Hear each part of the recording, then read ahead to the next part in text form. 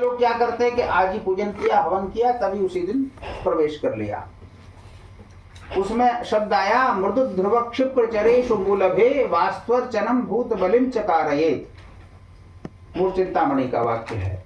मृदु संज्ञक नक्षत्र, ध्रुव संज्ञक नक्षत्र, मृदु ध्रुव क्षिप्र संज्ञक नक्षत्र, चर संज्ञक नक्षत्र और मूल नक्षत्र, इनमें वास्तुअर्चन करे, वास्तुअर्चन करके और भूत बलिम चकारये। भूत माने पंच महाभूत और देवता संबंधी बलिदान करना चाहिए।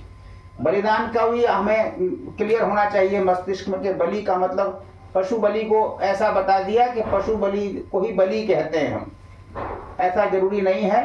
कहीं कहीं लिखा है योगिनी के लिए पायस बलिम दद्या, खीर के दोने रख करके भी बलि दी जा सकती है, फल से भी बलि दी जा सकती है। प्राय ग्रहों में दही और उड़द और दीपक सहित और पान इत्यादि रख करके भी बलिदान के विधान हमें मिलते हैं।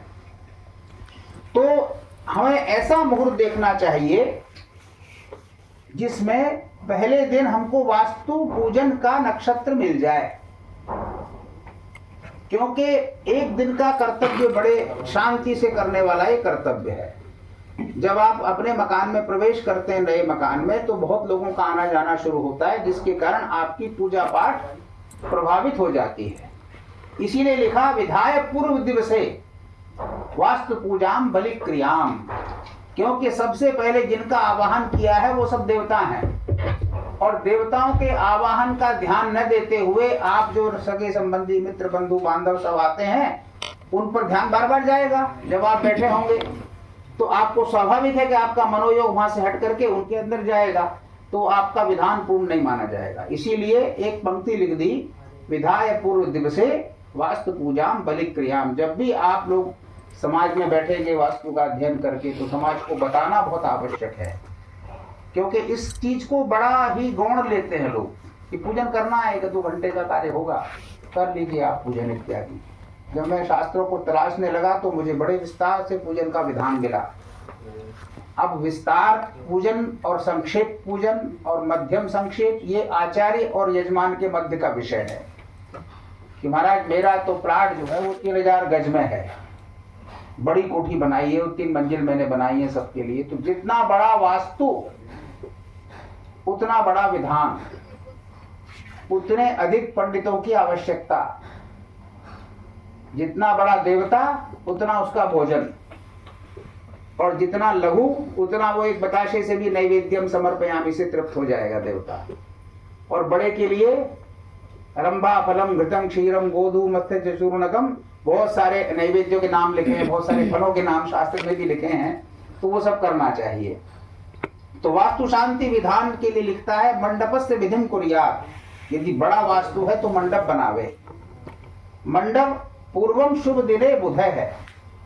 अब मान लीजिए आपको वास्तु पूजन करना है गृह प्रवेश से पहले दिन, उसी दिन आप मंडप बनाने लगेंगे तो सारा दिन मंडप बनाने में चला जाएगा। तो ये लिखता है मंडपस्य विधिम कुर्यात् पूर्वम शुभ दिने बुधे। तो विद्वान को चाहिए कि वास्तु पूजा बलि क्रिया गृह प्रवेश से पूर्व दिन करे, और मंडप की विधि उससे भी पूर्व दिन।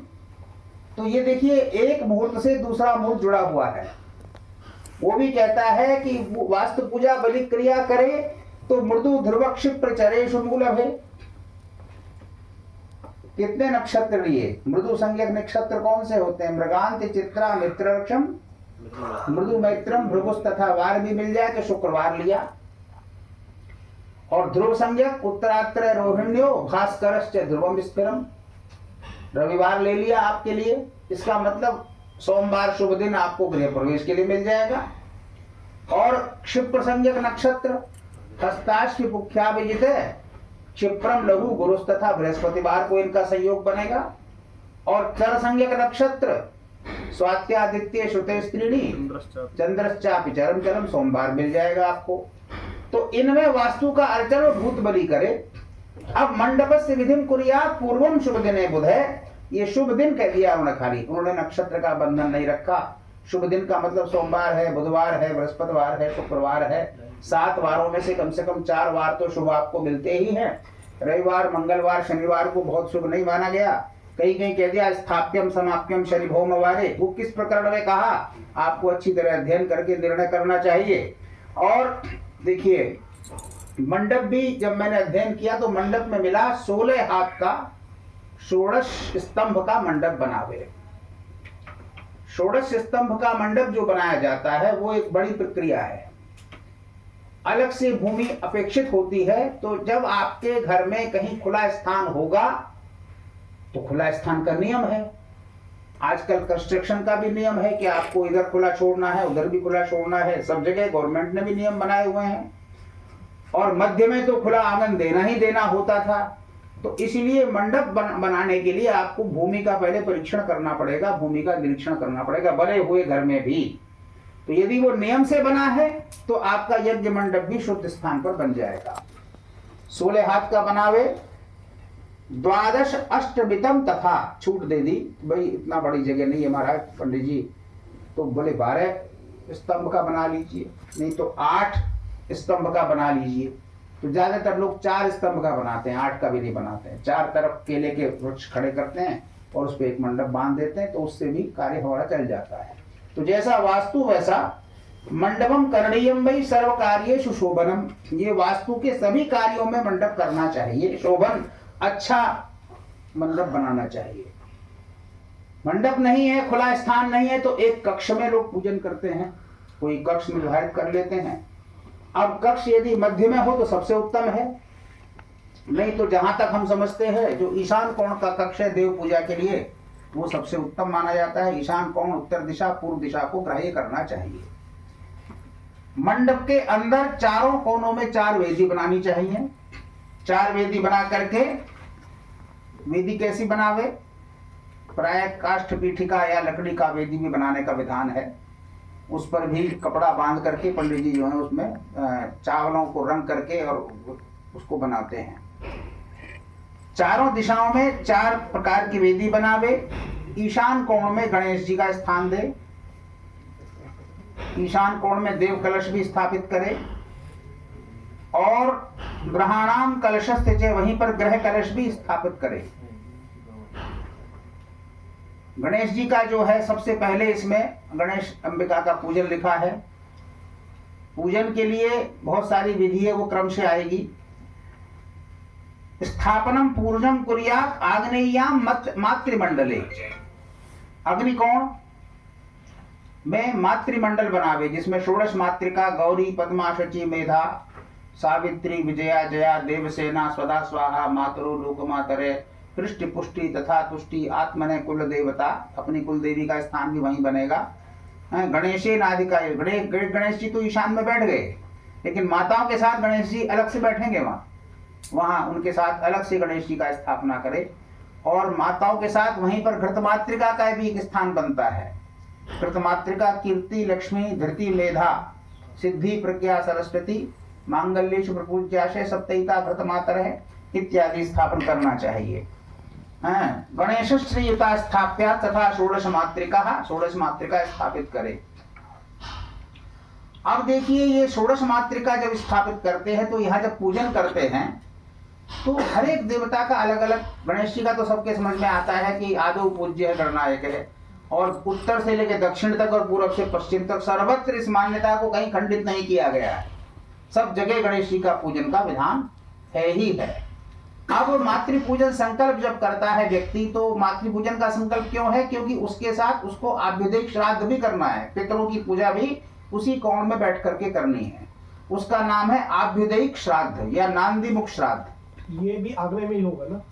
आग्नेय कोण पर जहां मातृका मंडल है, उसमें देखिए संकल्प में खास बात जो आई है विशेष रूप से। पहले संकल्प तो प्रधान संकल्प होता है। प्रधान संकल्प का मतलब है हम वास्तु शांति करने जा रहे हैं। उसमें संकल्प तो साधारण संकल्प है, लेकिन उसमें भी लोगों ने लिखा सर्वारिष्ट प्रशांति आयु आरोग्य सुख श्री प्राप्ति पुत्र पौत्यादि धनधान्यादि संपत्ति प्रवृत्ति और वास्तुकृत सर्व दोष शांति शिक्षादि देवता प्रीतये च वास्तु शांति कर्माहम करिष्ये, है ना। वास्तुकृत सर्व दोष शांति। आप देखेंगे भारतीय वास्तुशास्त्र के चिंतन में, आधिदैविक पक्ष के चिंतन में कहीं भी फेंग शुई की चर्चा नहीं है। फेंग शुई का मतलब होता है केवल जल और वायु से संबंधित चिंतन। अच्छा। हमारे वास्तु फेंग का मतलब वो चाइनीज भाषा में है, ये फेंग शुई का मतलब जल केवल वायु, दो तत्व का चिंतन किया है उन्होंने। हमारे यहाँ पंचभूतों का पूरा चिंतन है, पृथ्वी जल तेज वायु आकाश का चिंतन है। तो जब हम इस चिंतन को करते हैं तो ये तो निश्चित है कि वास्तु में जब आप मकान बनाएंगे, निर्माण करेंगे तो दोष होंगे। ये बिना दोष के होने वाला कार्य ही नहीं है, क्योंकि इसकी जो भूमि है, एक राक्षस के ऊपर सारे देवता बैठे हैं। राक्षस जो शरीर वो भी कहां से पैदा हुआ? भगवान शिव के श्वेत से, भर्ग के ललाट के श्वेत से पैदा हुआ है।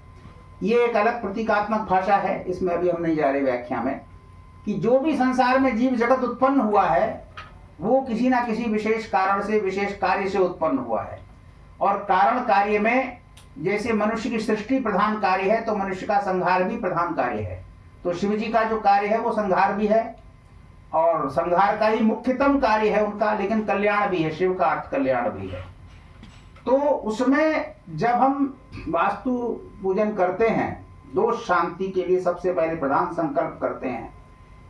कहीं कहीं शांति पाठ पहले है, कहीं कहीं संकल्प पहले है।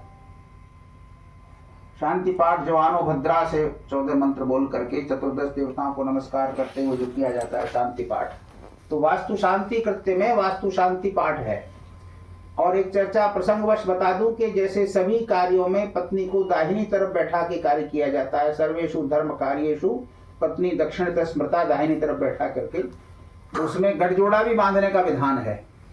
उसमें बहुत सारे जो पदार्थ हैं वो गठजोड़े में बांधने का भी विधान है। कहीं कहीं 9 कौतुकों की बात मिलती है, जिसमें आंवला भी है, जिसमें मोर का पंख भी है, जिसमें सांप की कांचनी भी है, जिसमें पीली सरसों भी है, जिसमें बहुत सारी चीजें हैं, उसको नव कौतुक कहा गया है। तो वो भी विधान है। तो जितना विस्तार कार्य होगा उतना विस्तार का विधान करना पड़ेगा। जितना छोटा वास्तु होगा, संक्षिप्त वास्तु होगा, वहां एक तंत्रेण भी पूजा हो सकती है। एक तंत्रेण पूजा का मतलब षोडश मातृकाभ्यो नमः। अभी मैंने एक जगह आपके यहीं इसी मंदिर में, जो मंदिर है आपका यह बना हुआ देव सदनम, उसमें एक मंडप देखा तो वहां 16 लिखा था और गोला बना हुआ था पंडित जी ने। तो मैंने कहा ये तो बहुत, हमने भी नहीं सोचा था कि 16 जगह बिंदु तो हम लगे ही देते हैं, चंद्र चावल रख देते हैं, और 9 लिखा था तो नवग्रह आ गए, समझ में हमारे आ गया। तो 64 भी लिखा था, हमने कहा तो एक तंत्र भी विधान है। जैसा देखिए इसमें एक हमें विधान मिल गया शास्त्र में लिखा हुआ, उसमें शिक्षादि देवताओं की मूर्ति की जहां बात आई है, वहां का मूर्तियों में पूजित करे, उतने देवताओं की मूर्ति बनावे। अब मूर्ति जब बनावेगा तो उसमें बड़ा विचित्र विधान है। जैसे शिखी नामक देवता है आपका, है ना, शिखी नामक देवता